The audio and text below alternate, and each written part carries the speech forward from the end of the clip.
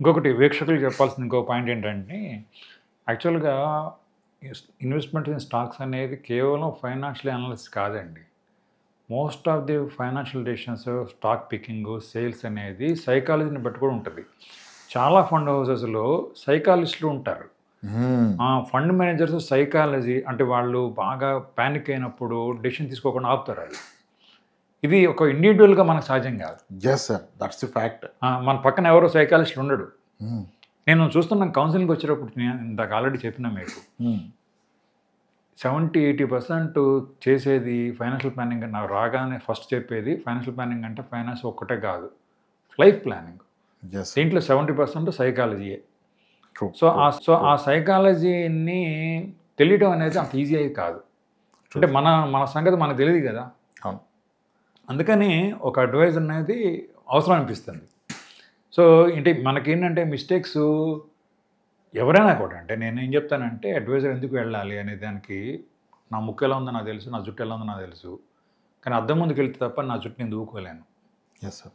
Financial advisor అద్దం లాంటోడు. కాబట్టి ఎంత ఎక్స్పర్ట్ అయినా కూడా స్టిల్ ఒక అడ్వైజర్ దగ్గరికి వెళ్తే తప్ప మనం కరెక్ట్ దారిలో వెళ్తున్నాం అనేది తెలియదు మనకి. ఒక మంచి డాక్టరు వాళ్ళ ఫ్యామిలీకి ఏమైనా హెల్త్ ప్రాబ్లం వస్తే జనరల్గా వేరే డాక్టర్ దగ్గరికి తీసుకెళ్తాడు. కారణం ఏంటి? ఈయన ఎమోషన్స్ పని చేస్తాయి. వేరే డాక్టర్ అయితే ఎమోషన్లెస్గా కరెక్ట్ డెసిషన్ తీసుకుంటాడు. పర్ఫెక్ట్ ఇచ్చారు మీరు స్టాక్ పికింగ్. సో అంటే ఒక అడ్వైజర్ రోల్ ఏంటన్నది ఇక్కడ అర్థమవుతుంది. అడ్వైజర్ కానీ ఫండ్ మేనేజర్ కానీ అంటే అనేది ఫండ్ మేనేజర్ స్థాయి కాకుండా మనం అడ్వైజర్గా మనం ఇండివిజువల్గా మనం డెసిషన్ తీసుకునేటప్పుడు పర్సనల్ ఫైనాన్స్లో ఇంకోటి ఏంటంటే మీకైనా నాకైనా మనల్ని పెంచి అంటే మనల్ని నాలెడ్జ్ ఇంప్రూవ్ చేసింది మన క్లయింట్సే. అందరూ అంటే అందరి నాలెడ్జ్ మనకు పాస్ అయ్యేదని అయితే ఉంది అంతే. వాళ్ళ నుంచి మనం నేర్చుకుంటున్నాం అంతే. కాకపోతే ఏంటంటే మనకి నేను అనుకున్నది ఏంటంటే నేను ఎందుకు ఎలా రాయగలిగానంటే అడ్వైజర్స్ ఎలా ఇవ్వడం వీలవుతుందంటే నాకున్న క్వాలిఫికేషన్స్ ప్రేమ, మనుషులను ప్రేమిస్తాం, లాజికల్గా థింక్ చేయడం. అంటే ఈ 2 లక్షలు మీలో కూడా కనిపించినాయి. అందుకని మీ పుస్తకం నాకు బాగా నచ్చింది. కానీ మనం మనుషులను ప్రేమిస్తే నిజాయితీకి చెప్తాం. నిజాయితీ చెప్పినప్పుడు మన నిజాయితీ జనాన్ని పసిగడతారండి. మనం కమర్షియల్గా ఉన్నామా లేదని.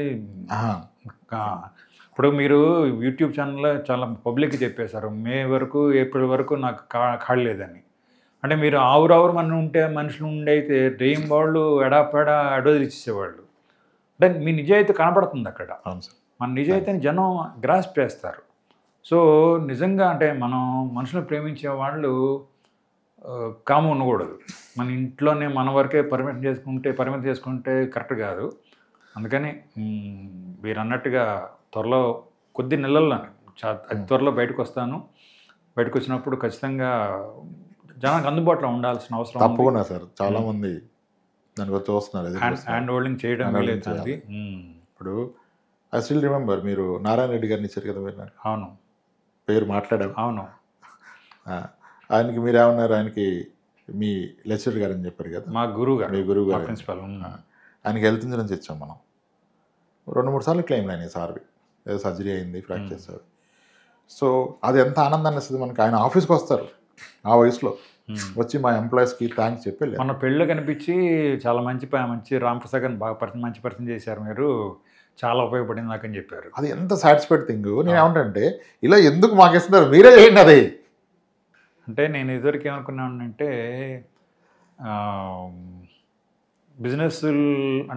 బిజినెస్లా చేస్తే న్యాయంగా ఉంటుందని అనుకునేవాడిని. కానీ చూస్తానండి ఎంత చెప్పినా కానీ వినట్లేదు. మీరు ఆన్లైన్లో చేసుకోండి అంటే వినట్లా. అంటే వాళ్ళ తప్పు కూడా కాదు, అంటే వాళ్ళకి అవగాహన లేదు. ఇప్పుడు టీచింగ్లో అనుభవం ఉన్నవాడు టీచింగ్ చేయగలడు, ఆటలాడేవాడు ఆటల అనుభవం ఉంది. ఈ డబ్బుల ఆటలో అనుభవం లేనప్పుడు ఏం చేస్తారు పాపం. అదే సార్. ఒక చిన్న పొరపాటు అయినా కానీ, ఫర్ ఎగ్జాంపుల్ నా సంగతి చెప్తాను. ఇన్కమ్ ట్యాక్స్ రిటర్న్స్ ఫైల్ చేయడం నాకు తెలుసు.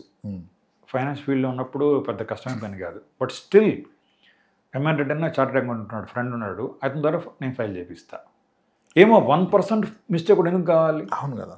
ఇప్పుడు ఎవరు చేసే పని వాళ్ళు చేస్తే బాగుంటుంది. కానీ అన్ని పనులు మనం చేయాలనుకోవడం కరెక్ట్ కాదు. అవును సార్. ప్లస్ టైం వేస్ట్ కూడా. టైము అండ్ మిస్టేక్ జరిగితే దాని కాస్ట్ ఈజ్ చాలా హ్యూజ్. కాస్ట్ ఆఫ్ మిస్టేక్ ఇంకా భయంకరంగా ఉంటుంది కదా. అవును సార్. నాకు తెలుసు కదా, ఇప్పుడు మీకు ఇంకా చాలామంది చూసే ఉంటారు. అంటే సార్ మీ దగ్గరికి వద్దామని 2 ఏళ్ళ నుంచి అనుకున్నాను సార్, మరి 2 కోట్లు లాస్ ఇచ్చిన తర్వాత నా దగ్గరికి వస్తాయి. అంతే కదా, జబ్బు వచ్చాక డాక్టర్ దగ్గరికి వస్తారు సార్. నేను చూస్తున్నా కొంతమంది అయితే ఇంకా సార్ అప్పులు నిండా అప్పులు, సూసైడ్ చేసుకునే లోపు మిమ్మల్ని ఒకసారి కలుద్దామని వచ్చేవాళ్ళు కూడా ఉన్నారు సార్. మొన్న అక్టోబర్లో న్యూజిలాండ్లో ఉన్నాను విత్ ఫ్యామిలీ. 2:30కి నైట్ నాకు టైం లాగ్ వలన నిద్ర పట్టట్లేదు. నా దాంట్లో బ్యాలెన్స్ జియోలో 1100 అది ఉంది, 1100 కొన్ని మినిట్స్ వస్తాయి, అది వేసుకున్నా. ఒక అతను ఇదే మెసేజ్ పెట్టారు, సార్ మీతో మాట్లాడాలి, నేను సూసైడ్ చేసుకుందని ఫిక్స్ అయిపోయాను, నాకున్న అప్పులు రీత్యా అని. అరే బాబు ఏంటంటే ఆయనకి వాట్సాప్ కలదు. ఈ కాల్ చేశాను, కట్ అయిపోతుంది, బ్యాలెన్స్ అయిపోతుంది, మళ్ళీ రీఛార్జ్. ఉన్న అప్పు ఎంతంటే 17 లక్షల అప్పు. ఎందుకు చేశారు బాబు అంటే, మా నాన్నగారు ఆరోగ్యానికి ఒక 4 లక్షలు, మిగిలినవి బెట్టింగ్ యాప్లో పోయినాయి, ట్రేడింగ్లో పోయింది. అసలు ఏం మాట్లాడుతున్నారు మీరు? ఉంది ఆయనకి పొలం ఉంది 25 లక్షలది, కానీ అది అమ్ముడు పోవట్లేదు. నాన్న కూడా అమ్ముకోమన్నాడు. టెన్షన్ అయిపోతుంది, అందరూ మీదకి వచ్చేస్తున్నాను అంటాడు. ఇటువంటి చాలా చెప్పాను. ఇంకా అయితే అడ్వైజర్కి రావాలంటే డబ్బున్నోళ్ళు, ఇన్వెస్ట్మెంట్ చేయగలిగిన వాళ్ళే రావాలా అనే అపోహ కూడా ఉంది. అవును. అంటే దానికి సమాధానం నాకు తెలుసు, మీ నుంచి కూడా సమాధానం ఏందా అని అడుగుతున్నాను మిమ్మల్ని. డబ్బున్నోళ్ళు అంటే ఇప్పుడు యాక్చువల్గా మన దగ్గరకు వస్తుంది ఎవరంటే, ఒకటి మీరు అన్నట్టు డబ్బున్నోళ్ళు వస్తున్నారు, ఇంకోటి అప్పుల పాలనలో వస్తున్నారు. యాక్చువల్గా రాకూడని వాళ్ళు ఇద్దరు. అవును. రావాల్సిన వాళ్ళు రావట్లే. ఇప్పుడు వాళ్ళకేమో ఎక్కువ ఉండడం కూడా ఒక ఇబ్బంది అయిపోయింది. ఇప్పుడు మనం చెప్పే ఎవరు నమ్మరు. మీరు రియల్ ఎస్టేట్ ఉంటే తప్పు ఇబ్బందులు అంటారు, అది ఇబ్బంది పడుతున్నాం తెలుసు, ఆయన వస్తాడు. అవును. ఈ అప్పుల పైన ఇంక అప్పు గట్లాగా వస్తున్నాడు మన దగ్గరికి. కానీ వీళ్ళిద్దరు ముందే వస్తే అవును ఈరోజు ఈ పరిస్థితి వచ్చేది కాదు. జబ్బు రాకముందే డాక్టర్ దగ్గరికి వెళ్ళాలి. ఎస్, చెకప్కి వెళ్ళాల్సింది, జబ్బు వచ్చాక వస్తున్నారు. ఆ బుక్ చదివి గంపా నాగేశ్వరరావు గారు ఒక మాట రాశారు, ప్రతి సంవత్సరం హెల్త్ చెకప్కి వెళ్ళాలి కదా, వెల్త్ చెకప్ కూడా వెళ్ళాలి కదా, వెళ్ళారు ఎప్పుడన్నా? మణిపూర్ అయితే వెల్త్ చెకప్ వద్దని చెప్పారు. ఇప్పుడు పైసల ముచ్చలు కూడా వెల్త్ చెకప్ చేస్తారు ఇప్పుడు. Thanks sir, thanks. చాలా మన శ్రీనివాస్ శ్రీకటి గారి బుక్ కూడా మనీ అది కూడా మంచిగా ఉపయోగపడదు బుక్ అది. అవునండి, అవును. గుడ్. మీరు ఇట్లా అందరినీ బుక్స్ రాసే వాళ్ళని ఎంకరేజ్ చేయటం చిన్న విషయం కాదు. ఎందుకంటే నాకు నేను అబ్జర్వ్ చేస్తున్నా కానీ రామప్రసాద్ గారు లాంటి వాళ్ళు ఇంకొక 1000 మంది వచ్చినా కానీ ఇంకా కొరత ఉంటుందండి. అది మనం నిజాయితీగా చెప్పేవాళ్ళం మనం ఇంటికే పరిమితం కావడం అనేది నేరం అనిపిస్తుంది. అదే సార్ మీరు అన్నారు కదా, ఇప్పుడు ఇదే ఆలోచన మీరు అడిగారు కదా, యూట్యూబ్ ఛానల్స్ అలా చెప్పి మళ్ళీ నన్ను తిట్టకండి ఇంకా, ఎందుకంటే ఇన్నాళ్ళకి ఇంకా బయటకు రాలేదు. అక్కడికి వెళ్ళట్లేదు మీరు, ఇంకా వచ్చేయండి, వచ్చేస్తున్నా. చాలా త్వరలో మీరు రాగా నేను కేక్ కట్ చేస్తాను ఇక్కడ మిమ్మల్ని పిలిచి. ఇప్పుడు ఇదే సార్ మీరు చెప్పిన దాన్ని అడ్రస్ చేయడానికి ఆలోచనలో భాగంగానే ఈ బుక్ ఫాస్ట్గా రాయటం కానీ ఈ యూట్యూబ్ ఛానల్ ఇన్నాళ్ళు పట్టలేదు, అందరూ అడిగారు. ఇంక ఇప్పుడు అనిపించింది ఒక యూట్యూబ్ ఛానల్ పెట్టాలి, ఎక్కువ మందికి ఆన్సర్ చేయాలి. ఇప్పుడు నేను ఏం చేస్తానంటే, మనకున్నారు క్లయింట్స్ ఒక 1800 నుంచి 2000 మంది. ఒక మార్కెట్ క్రాష్ అయితే పానిక్ అవుతున్నప్పుడు ఒక పోస్ట్ నా వాట్సాప్ స్టేటస్లో పెడతారు. అది ఎంతమంది చూస్తారు? నా క్లయింట్స్ వరకు చూస్తారు, అందరు చూడరు. లేదా ఆ టైంలో అవకాశం ఉంటే వెళ్ళి సుమన్ టీవీలో ఒక ఇంటర్వ్యూ చేస్తాను, దానికి వెళ్ళటం నాకు అవ్వదు, ఉపయోగపడాలని. యుద్ధం వస్తేనే ఒకసారి చేస్తాం, యుక్రెయిన్ రష్యా వార్ స్టార్ట్ అయినప్పుడు. దాన్ని ఎప్పుడు ఏ యుద్ధం వచ్చినా వాళ్ళు అదే వేస్తున్నారు, ఆ రోజు పోతుంది అది మళ్ళీ. అంటే జనాలకు అవసరమైన కంటెంట్ ఆ టైంకి ఇవ్వాలి, ఎక్కువ మందికి రీచబిలిటీ ఉండాలి అని ఈ RP wealth YouTube channel start చేశాను సార్. ఇంకా దీని ద్వారా ఫస్ట్ అనిపించింది నాకు సింగిల్ కెమెరా కాస్త ఇబ్బంది, అంటే క్వశ్చన్ అడిగితే సమాధానం చెప్పడం రాదని. ఇంకా మీలాంటి వాళ్ళు రిక్వెస్ట్ చేసి నిన్న ఒక యాక్టర్ గురుచరణ్ గారిని పిలిచాను, అంతకుముందు ఒక ఎకానమీ ప్రొఫెసర్ని పిలిచాను. మీరు ఇప్పుడు ఇలా చేద్దామని, ఇనిషియల్గా చేద్దాం, కాస్త అది పోతే ఇంక డైరెక్ట్గా మనం కూడా చేయొచ్చు అని. ఇంట్రాక్షన్లో మనకి మంచి ఐడియాస్ వస్తాయండి. ఈ మోనో అంటే సింగిల్ యాక్షన్ అంత రక్తి కట్టదు. అది అదే మనకి ఇబ్బందిగా ఉంది, చాలామంది బాగా చేస్తున్నారు కానీ మనం చేయలేమని, అది అందుకే మిమ్మల్ని రిక్వెస్ట్ చేశాను సార్. కానీ అంటే మనం ఎంత ఇస్తే, అంటే ఇంకొకటి మనం ఇస్తుంటప్పుడనే వస్తుందండి మనకు కూడా. అంటే చెప్తారు కదా, మంచి గాలి పీలుస్తాము, అంటే మంచి గాలిని లోపల పెట్టుకుంటే చాలదు, మళ్ళీ వదిలిపెట్టాలి. సర్క్యులేషన్ కావాలి కదా, మనీ కూడా సర్క్యులేషన్ కావాలి, మనీ వాటర్ అన్నీ సర్క్యులేషన్ కావాల్సిందే. నాలెడ్జ్ కూడా సర్క్యులేషనే కదా. ఇప్పుడు యాక్చువల్గా కొంతమంది అంటే పక్కోడు ఎదగకూడదు అనుకుంటారు కానీ యాక్చువల్గా మీ ఫిలాసఫీ నా ఫిలాసఫీ అందరికి కూడా ఏంటంటే అందరం కూడా కలిస్తే సినర్జీ అంటే అందరికీ లాభం. అవును సార్. మీ ఎక్స్పీరియన్స్ నాకు ఉపయోగపడుతుంది, నా ఎక్స్పీరియన్స్ మీకు ఉపయోగపడుతుంది, మన ఎక్స్పీరియన్స్ అందరికీ ఉపయోగపడుతుంది. అవును అవును ఈ క్రమంలో అందరం మేము ఎదుగుతాం. ఎందుకంటే ఇంకా ఇప్పుడు అమెరికాలో 50% పైగా స్టాక్ మార్కెట్లో ఇన్వెస్ట్ చేస్తున్నారు. మన దగ్గర 5% కూడా లేదు. 5% ఆగిపోయారు. అంటే ఎంత గ్రోత్ ఛాన్స్ ఉంది? అంత ఉంది. అంటే అన్ట్యాప్డ్ ఎంత ఉంది? దానికి మనం హ్యాండ్ హోల్డింగ్ చేయకపోతే ఇంకా 5%, 6% ఎన్నాళ్ళు కొట్టుకొని వస్తారు. Sir true sir, true sir. అయితే స్టాక్ మార్కెట్లో ఇన్వెస్ట్ చేయాలంటే ఎంతకాలం మినిమం ఎంత పీరియడ్ తర్వాత టార్గెట్స్ కోసం స్టాక్ మార్కెట్లో అడ్వైజ్ చేస్తారు? నాకు అనిపిస్తుంది 6 ఏళ్ళకి పైబడి నేను ఉండలేను అంటే అసలు ఈక్విటీకి రావద్దు. అది స్టాక్ అయినా మ్యూచువల్ ఫండ్. వెరీ గుడ్, అప్పుడు స్టేట్ బ్యాంక్ ఆఫ్ ఇండియానే కరెక్ట్. Very good. అటువంటి బ్యాంక్స్ 6 ఏళ్ల లోపు కనుక మీ అవసరం ఉంటే మీరు మ్యూచువల్ ఫండ్స్కి స్టాక్స్లోకి రావద్దు. బ్యాంక్సే కరెక్ట్. బెస్ట్ అడ్వైజ్ అది. బ్యాంక్సే కరెక్ట్. మీ అవసరం అనేది 6 ఏళ్ళు పైబడి ఉంటుంది. మరి మీ కస్టమర్ మీ దగ్గరికి వచ్చి మీరు ఆ మాట చెప్తే మీ దగ్గర ఇన్వెస్ట్ చేయకుండా పోతాడు కదా. మరి లేదు, అందరూ అలా చేసినోళ్ళే. ప్రతి క్లయింట్కి before investing is money first repeated word 30% down అయితే ఓకేనా, మీ మనీ 30% తగ్గితే ఓకేనా. మీ పాప పెళ్ళి 8 ఏళ్ల తర్వాత ఉంటేనే ఇన్వెస్ట్మెంట్. 2 ఏళ్ళలో పాప పెళ్ళి ఉంటే మ్యూచువల్ ఫండ్స్ పెట్టొద్దని. సార్ మీ దగ్గరికి మగాళ్ళు వస్తారు, చాలా మంది జనరల్గా మగాళ్ళు వస్తారు, ఆయన కన్విన్స్ అవుతాడు, ఇంటి పోయిన తర్వాత సినిమా చూపిస్తుంటారు మరి. లేదు సార్, 85% కపుల్సే. Day 1 రెస్ట్రిక్షన్ మాది.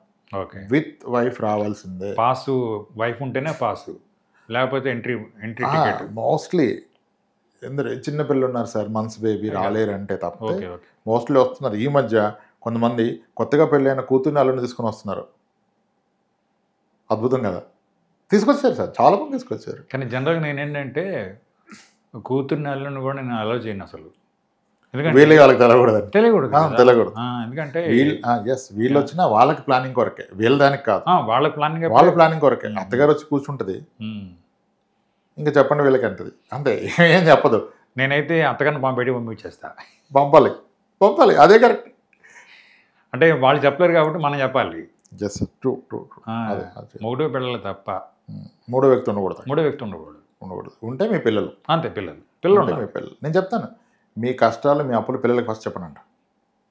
ఇంకొకటి అంటే అందరికీ తెలియలు చెప్తున్నా సార్, నేను చేసిన ఇన్వెస్ట్మెంట్ మంచి ప్రాఫిట్ వచ్చింది అనుకోండి, మా ఆవిడ ఇంద్రుడు చంద్రుడని పొగడదు, లాస్ వస్తే మాత్రం సినిమా చూపిస్తుంది.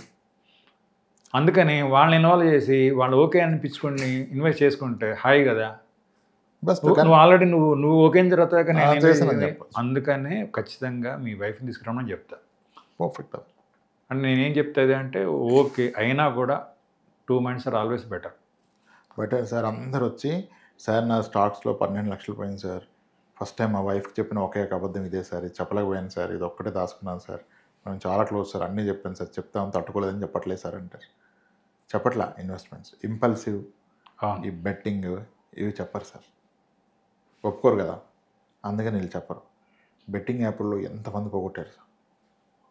స్టాక్ మార్కెట్ ఇన్వెస్టర్స్ కన్నా ఈ బెట్టింగ్ యాప్ చేసేవాళ్ళు కనీసం ఒక 10 రెట్లు ఎక్కువ ఉన్నారు ఇండియాలో. 40%, 29% ఏదో స్టాటిస్టిక్స్ ఉంది, కానీ ఇంకా ఎక్కువ ఉన్నారు సార్. పోయినాయి సార్ డబ్బులు అంటారు. ఎక్కడ అంటే రమ్మీ ఆడాను సార్, ఆన్లైన్ రమ్మీ అంటారు. అదేంటో తెలియదు, ఆన్లైన్ రమ్మీలో పైసలు ఇవ్వండి. ఒక అతను ఫోన్ చేశారు, వెరీ రిమోట్ లొకేషను, శ్రీకాకుళం అవతల, హయ్యర్ టీడీఎస్ డిడక్ట్ అయింది, ఫైల్ చేయమని ఆయనకి మెసేజ్ వచ్చింది. గవర్నమెంట్ పథకాలు రావాలంటే అక్కడ ఐటీఆర్స్ ఫైల్ చేయరు. సార్ నాకు ఈ మెసేజ్ ఏంటి సార్ అన్నాడు. మన దగ్గర ఎస్ఐపీ చేస్తారు సార్, ఖచ్చితంగా టీడీఎస్ డిడక్ట్ అయిందంటే మీ ప్యాన్ అటాచ్ అయింది కదా సార్, ఏదో పేమెంట్ వచ్చింది మీకు, టీడీఎస్ డిడక్ట్ అయ్యి ఏమొచ్చిందంటే సార్ నాకు చెడ్డ అలవాటు అయింది సార్, నేను ఆన్లైన్ రమ్మీ ఆడతాను సార్, 30% కట్ చేసేస్తాడు కదా సార్, మళ్ళీ ఎందుకు సార్ అన్నాడు. మరి ఫైల్ చేయాలి కదా సార్, ఈ ఫైల్ చేస్తే నాకు పథకాలు ఆగిపోతాయి ఉన్నాడు. చూసారు జనాలు, అంతే సార్, అలా అయిపోయారు. అసలు అంతా బెట్టింగ్ యాప్ల మీద పడిపోయారు. Quick money. నేను చెప్పదలుచుకుంది ఏంటంటే, మీ డబ్బుని త్వరగా ₹1,00,00,000 చేయాలంటే 10 ఏళ్ళు పట్టాల్సిన దగ్గర 20 ఏళ్ళు పడుతుంది. అదే స్లోగా ₹1,00,00,000 అంటే 10 ఏళ్ళు అయిపోతుంది. ఫాస్ట్గా చేయనప్పుడు ముందు అది పోగొట్టుకొని మళ్ళీ మొదలటాల్సి వస్తుంది. వాళ్ళే ఎక్కువ ఉన్నారు సార్, ఫాస్ట్గా చేయాలనే తాపత్రయంతో ముందుగా మొత్తం పోగొట్టు మొదలెడితే పట్టాల్సిన టైం కన్నా డబుల్ ద టైం పడుతుంది. 12% ఓకే అన్నప్పుడు 10 ఏళ్ళకి అయిపోద్ది టార్గెట్. లేదు నాకు డబుల్ కావాలి క్విక్గా అంటే 20 ఏళ్ళు పడుతుంది.